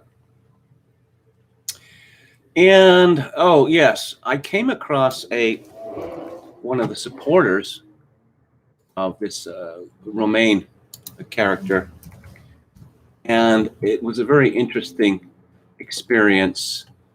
There's the Black Lives Matter print, there's a Philippine flag, and there is the rainbow flag. And yes, classical music, bad, very, very bad. Very, very bad indeed, particularly Johann Sebastian Bach. This fellow Blazian FMA retweeted something from someone whose name is spelled backwards, but it would appear to be Caleb Ramsby. This is an excellent episode of the Trilogy podcast. I got it all, hating on Bach. Yes, I pronounce it Bloch. A superb interview with Angel Refusé about the so-called Black Mozart, and the first live call with Blazian FMA about confronting racism in safe gay spaces. Cram it in your ears. It sounds rather like a threat. I'd never heard of this supposed Black Mozart before. I've heard of the composer Samuel Taylor Coleridge, Black composer. But, oh, there's a Black Mozart now? Is there a Black Newton as well? And yes, it's just hatred. It's outright hatred, and that's all it is. It just never stops. Again, as I said at the beginning, classical music is a minority pursuit. Now, opera is a little different, I suppose, because for some reason, rich people like to go to opera to show off, I suppose, their fancy clothes, and the fact that opera tickets are quite expensive, much more expensive than symphony tickets. But again, not very many people go to the opera. It's not like in the past when, NBC radio would broadcast the Metropolitan Opera on Saturdays, and there would be huge audiences. But our culture has become stupider and more plebeian since that time. NPR TV critic hits Tom Hanks for playing righteous white man, because we know there's no such thing. It's time for him to be anti-racist This is from David Eng at Breitbart. It is not enough, critic Eric Deggans wrote in a recent essay, so I'm saying it is time for folks like Hanks to be anti-racist.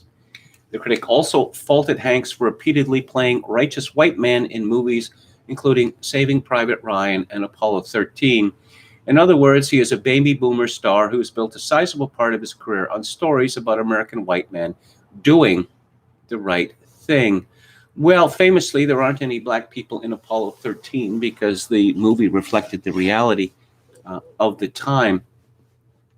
Again, if this fellow Deggans is so put out by movies which depict righteous white men, just don't watch them. Said, no, we have our thing. We must have your thing as well. The old joke about the communists. What ours is ours, and what's yours is negotiable. And there's no negotiation. There's simply a demand that, no, this belongs to us now. And Tom Hanks should spend the rest of his career crawling around on his hands and knees, I suppose, apologizing for the tremendous harm films like Saving Private Ryan and Apollo 13 have done. Okay. This is a funny story. Okay, and the movie The Shining is being referenced, and this is from Gregory Pratt at the Chicago Tribune, and it's one of those stories where, what is it, April 1st again? No, because this can't be true. Mayor Lori Lightfoot, who's the mayor of Chicago, on Monday said that a much circulated email in which she berated an aide was born out of frustration, and she's now in a better place with her team. Lori Lightfoot is the lesbian midget who looks like a demon. Literally looks like a demon. In late January, Lightfoot sent her then scheduler an email complaining that she doesn't get enough of what she called office time. That's typically a less structured part of the day when the mayor can think, write, or make long-term plans. Well, it's common for politicians to give staff members specific direction. It's the way Lightfoot delivered her feedback that raised eyebrows in government and political circles. Lightfoot repeated several sentences, one 16 times, to highlight her displeasure over her schedule. I need office time every day, Lightfoot wrote 16 times in a row in the email, which the Tribune obtained via an open records request. Not just once a week or some days, every day, she wrote 10 times. Breaks or transition times between meetings are not office time, she wrote 7 times. In an email that CC'd the mayor's then chief of staff and a body person, a personal aide who takes care of a politician's immediate needs, like providing a favorite snack or making sure they know who they're about to talk with. If this doesn't change immediately, I will just start unilaterally canceling things every day, she wrote 5 times. Have I made myself clear? Finally, ? She wrote 13 times. Yes, it drew comparisons to a chilling scene in the 1980 movie The Shining, when Shelley Duvall's character finds that her mentally deteriorating husband's character, played by Jack Nicholson, has typed all work and no play makes Jack a dull boy thousands of times instead of writing his manuscript. At an unrelated news conference Monday, Lightfoot said her email was written, quote, after a lot of conversation and born of frustration. We got beyond that and solved the challenges that were at the heart of the email that was written 5+ months ago. So I think we're in a better place, unquote. Isn't this the type of communication which typically leads to questions about, whether you can actually, survive outside of a hospital environment?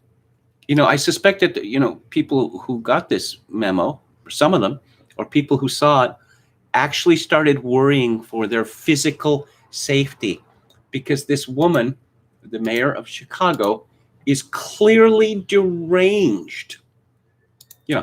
It's funny, but it doesn't sound like a very pleasant work environment, does it? Berkin Sultanov says Nero's Rome wasn't as diseased as Biden's WAPmerica.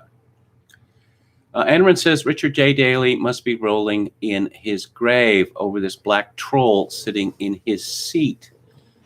Well, okay. People are commenting on her mental state in the chat. I mean, just look at her eyes. She ran against another black woman for mayor of Chicago. And apparently the question was who hated the police more. But it just, in a contest like that, well, you're going to vote for the person who doesn't look like a ghoul, right? Because why would you want to have a ghoul representing you? Stand your ground. Connect with the axis that runs from the center of the earth to the zenith above you. Very esoteric from Berkin Sultanov. If you really love it, you don't have to blurt it out. Gamian says, I'm totally dubbing down. If the freaks decide to go after me, what shocks them the most is when someone has balls, dignity, integrity, leaves them speechless. There's a black composer named Samuel Taylor Coleridge, says Anron. Indeed there is. It's spelled slightly differently from that of the English poet. People should do joke apologies where they mock these freaks, says Roulette Cracked. Learn from NFL's Mike Vick, says Don Willis. Didn't he ran an illegal dog fighting ring? I know a lot of people were furious about that because these dogs all ended up dead, right? Putin and Erdogan have been cracking down on U.S. social media lately, says Berkin Sultanov. Okay. And I'm going to talk, I think I'll talk about that tomorrow. Who let the Capitol protesters into the building on January the 2nd? And I'll return to a story from Revolver News. Big story. How infiltrated was the so-called riot in Washington on January the 6th? How many government agents were involved? And I want to, okay, this is curious here. This is from NPR. Women now drink as much as men, not so for pleasure, but to cope. Kind of 6 of one, half a dozen of the other.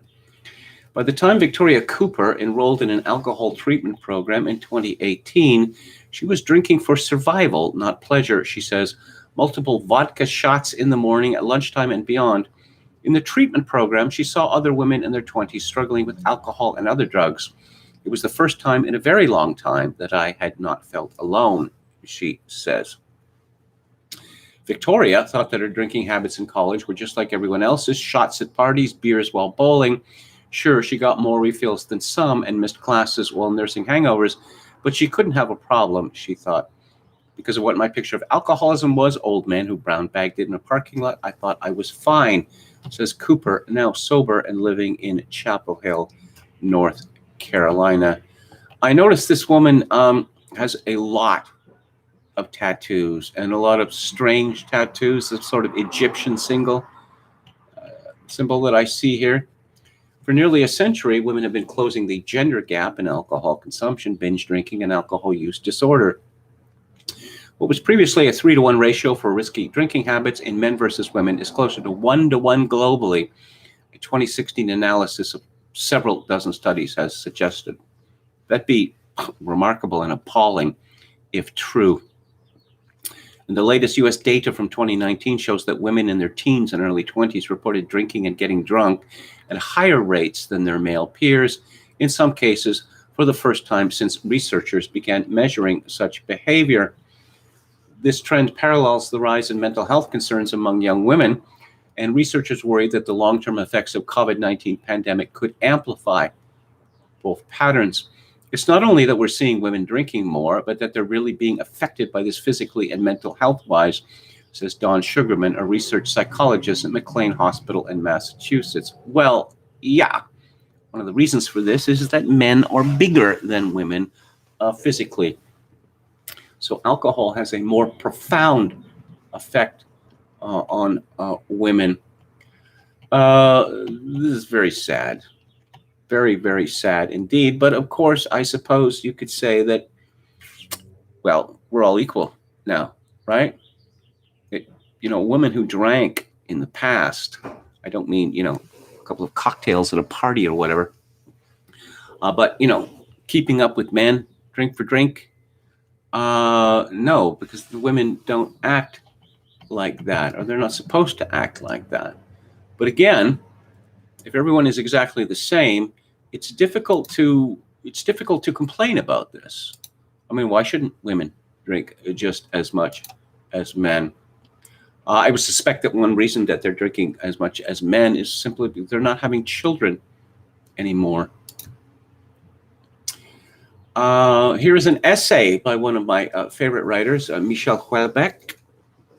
I read all of his novels. His latest one is called Serotonin, and it is excellent.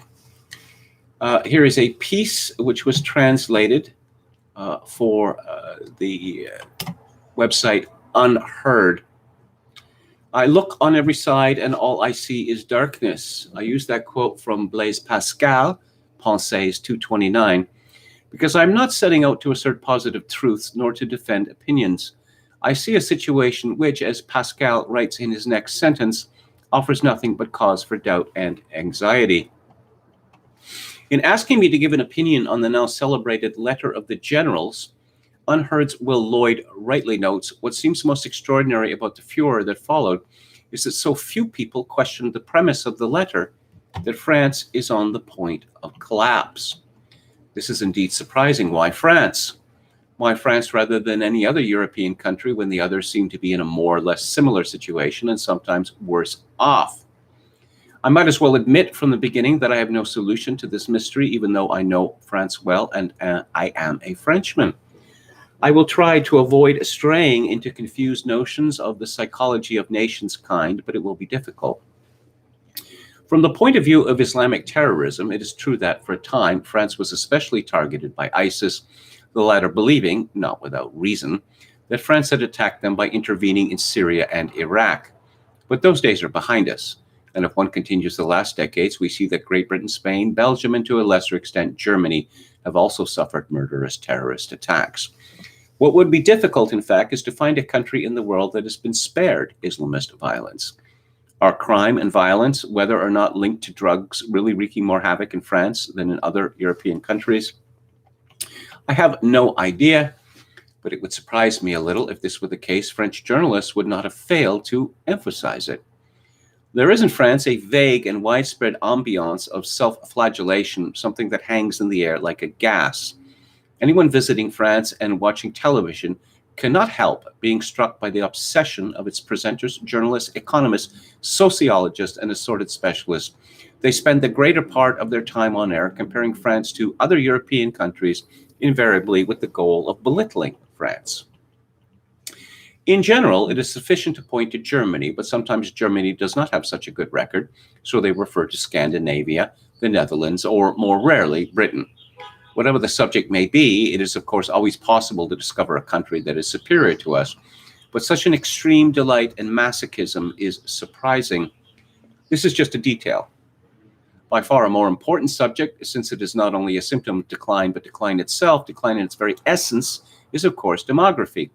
Recently, politicians and commentators were disturbed to learn that the synthetic index of fertility, that is the number of children per woman, has fallen in France to 1.8. Such a figure would be a dream come true for the countries of Southern Europe. For Italy, Spain, Portugal, and Greece, where the rate is 1.3. It is worse still in Asia, in parts of the world that are as technologically advanced as they are far away but generally admired. The rate in Singapore and Taiwan is 1.2.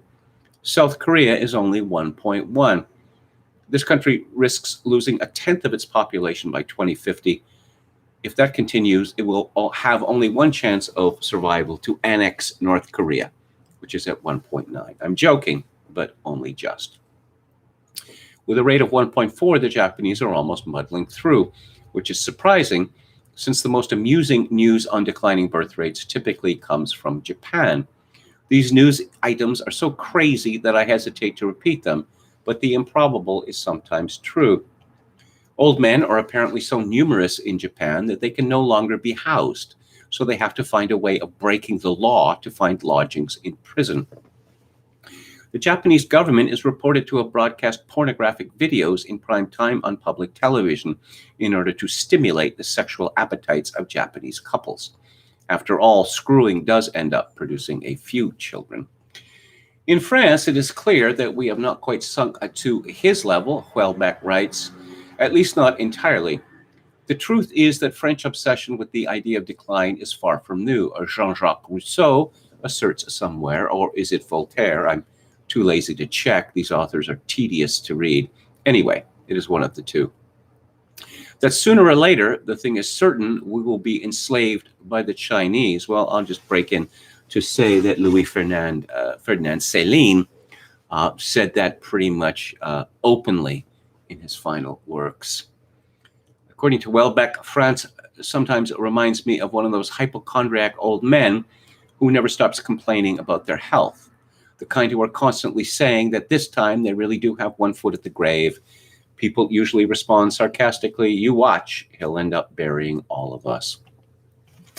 The United States of America seems, on the other hand, to have erected optimism into a principle of existence.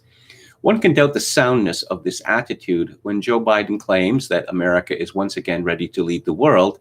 Here again, I am too lazy to find the exact quotation. Biden is even more tedious than Voltaire. I immediately interpret this as, 1, America will not be long in embarking on a new war. 2, as always, she will end up conducting herself like a piece of shit. And 3, she will waste a lot of money while reinforcing up the near universal loathing of which she is the target. This will allow China to strengthen its position. No, we are not really dealing with a French suicide, to evoke the title of Eric Zemmour's book, but a Western suicide, or rather a suicide of modernity, since Asian countries are not spared. What is specifically, authentically French is the awareness of this suicide. But if we consent to set aside for the moment the particular case of France, and really it would be wise to do so, the conclusion becomes crystal clear: the inevitable consequence of what we call progress at all levels, economic, political, scientific, and technological, is self-destruction. By refusing all forms of immigration, Asian countries have opted for a simple suicide without complications or disturbances. The countries of Southern Europe are in the same situation, although one wonders if they have consciously chosen it. Migrants do land in Italy, in Spain, and in Greece, but they only pass through, without helping to sort out the demographic balance, although the women of these countries are often highly desirable. No, the migrants are drawn irresistibly to the biggest and fattest cheeses, the countries of Northern Europe. I should mention in passing the leftist, progressivist, humanist opinion: we are not dealing with a suicide, but with a regeneration. Ethnic composition is admittedly being modified, but in the essentials, everything else remains unchanged. Our republic, or rather in Europe, mostly our monarchy, our culture, our values, our rule of law, all that stuff. I sometimes hear this opinion being defended, though more and more rarely. Houellebecq continues, the 45% of French people who believe, on the other hand, in impending civil war help to show, and it is almost sweet, that France remains a nation of braggarts. It takes two to wage war. Are the French going to take up arms to defend their religion? They haven't had any religion for quite some time. And in any case, their former religion is the sort where you offer your throat to the butcher's blade. Would it then be a war to defend their culture, their way of life, their system of values? What exactly are we talking about? And supposing it does exist, is it worth fighting for? Does our civilization really still have something to be proud of? Europe seems to me to be at a crossroads, Michel Houellebecq concludes.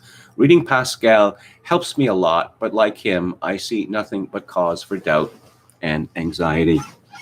Well, In all such examples as this, I call on Saint Denis and Joan of Arc to save France. Let's look at, well, I'll take a final look at the chat, and let's look what's coming up in the show later in the week. Have any of these apologies ever worked? Well, Ellie Kemper, you know, I commented that this apology, this grotesque apology that she uttered for having been crowned the queen of some debutante ball that no one had ever heard of when she was 19 years old, over 20 years ago. I thought, why? Well, you look at what happened to this choral composer, and I guess you know why. Crowding is bad and spreads viruses, but let's pack in millions of new immigrants. Well, yes. And housing is too expensive, but let's pack in millions of new immigrants. Oh, and carbon footprint is bad. Let's pack in millions of new immigrants, even though their carbon footprints are much, much larger in the West than they are where they come from. Okay. Lightfoot. Psychiatric hospital sign should be turned around, says Birkin Sultanov. Okay. Roulette Crack says, what's the 1951 Kon-Tiki documentary? It's on BitChute if you need a cleanse.